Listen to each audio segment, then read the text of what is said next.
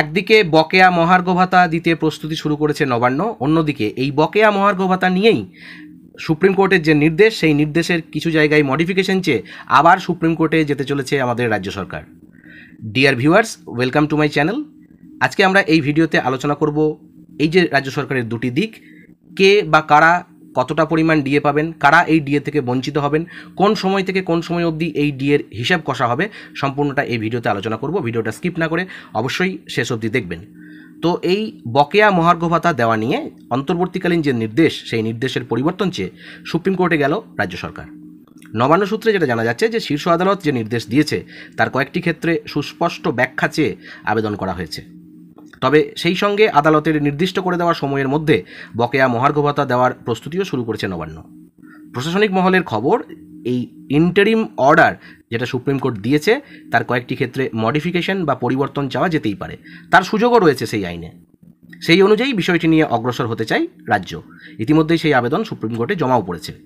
Deer viewers, welcome to my channel. আপনারা যারা আমার চ্যানেলে নতুন তারা অবশ্যই চ্যানেলটিকে সাবস্ক্রাইব করে পাশে থাকা বেল আইকনটা ক্লিক করে রাখবেন, যাতে এই ধরনের ভিডিও সবচেয়ে তাড়াতাড়ি আপনাদের কাছে পৌঁছে যায়।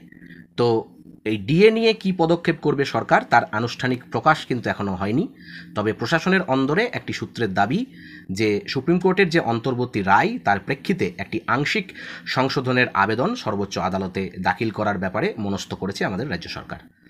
প্রশাসনের অন্য একটি মহলের থেকে জানা যাচ্ছে যে সেই আবেদন ইতিমধ্যেই জমা হয়ে গিয়েছে সর্বোচ্চ আদালতে। গরমের ছুটির পরে বিষয়টি তালিকাভুক্ত হতে পারে।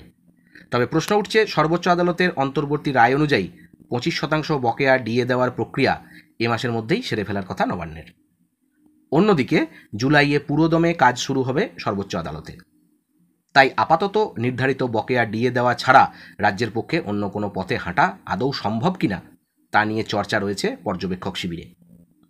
মামলাকারী কর্মচারী সংগঠনগুলি জানাচ্ছে যে সর্বোচ্চ আদালতের অন্তর্বর্তী রায় মানতে হলে 15 জুনের মধ্যে, অর্থাৎ রায়ের 4 সপ্তাহের মধ্যে মূল বকেয়ার 25% ডিএ দেওয়ার যে ঘোষণা এবং হলফনামা করার কথা, সেটা কিন্তু রাজ্য করবে।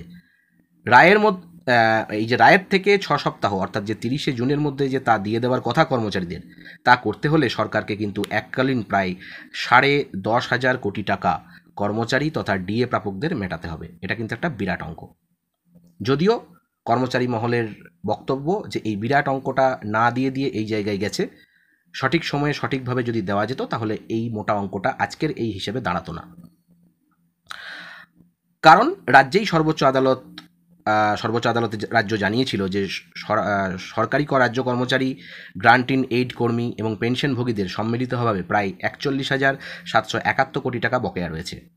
কর্মচারী সংগঠনগুলি জানাচ্ছে যে 2009 সালের 1 জুলাই থেকে 2019 সালের 31 ডিসেম্বর পর্যন্ত পঞ্চম বেতন কমিশনের আওতায় ওই বকেয়া ডিএ মেটানোর কথা। পর্যবেক্ষকদের একাংশের বক্তব্য যে 15 জুনের যে প্রাথমিক সময়সীমা, সেটা ধরলে হাতে রয়েছে আর 3 দিন। দ্বিতীয় সময়সীমার নিরিখে তা 18 দিন, অর্থাৎ গরমের ছুটির পরে সর্বোচ্চ আদালতের কাজ শুরু হবে জুলাইয়ে। ফলে ততদিন সরকার অপেক্ষা করলে তা নিয়ে পাল্টা প্রশ্ন উঠতে পারে। মূল মামলাকারী সংগঠন কনফেডারেশন অফ স্টেট গভর্নমেন্ট এমপ্লয়িজের সাধারণ সম্পাদক মলয় মুখোপাধ্যায় তিনি বলেছেন যে এটা হয়ে থাকলে বুঝতে হবে সরকার সময় নষ্ট করতে চাইছে।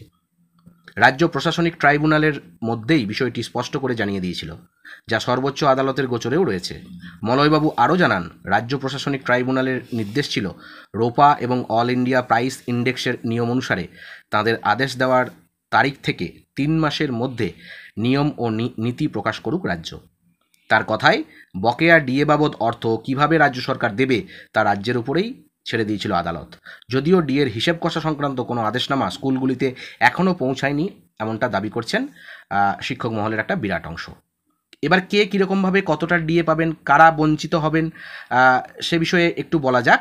যে এই যে অবসরপ্রাপ্ত কর্মীর যদি সংখ্যা ধরি এর সাথে, তাহলে মোট সংখ্যাটা প্রায় 10 লক্ষের কাছাকাছি দাঁড়াচ্ছে। এবং এই বকেয়ার ক্ষেত্রে রোপা রুল কিন্তু অত্যন্ত গুরুত্বপূর্ণ। রোপা 2009 এই রুল অনুযায়ী যে 2008-এর 1 এপ্রিল থেকে এটা লাগু হয়েছিল এবং 2019-এর 31 ডিসেম্বর পর্যন্ত সরকারি হিসাব অনুযায়ী 2008-এর 1 আগস্ট থেকে 2019-এর 31 ডিসেম্বরের মধ্যে যারা বেতন পেয়েছেন বা এখনও কাজ করছেন তারাই এই বকেয়া ডিএ পাবেন। সব মিলিয়ে 2008 সালের নির্দিষ্ট সময় থেকে 9 মাস এবং 2009 সাল থেকে 2019 সাল পর্যন্ত অর্থাৎ 141 মাসের বকেয়া কিন্তু তারা পাবেন। যখন চাকরিতে যোগ দিয়েছিলেন সেই মাস থেকে হিসাব করে এইটা তারা পাবেন। তবে 2019-এর পর যারা চাকরিতে যোগ দিয়েছেন তারা যেহেতু রোপা 2009-এর আওতায় চাকরি শুরু করেননি, তাই তারা এই ডিএ থেকে কিন্তু বঞ্চিত হবেন বা তারা পাবেন না। এখনকার মতো এটুকুই। ভালো থাকবেন, ধন্যবাদ।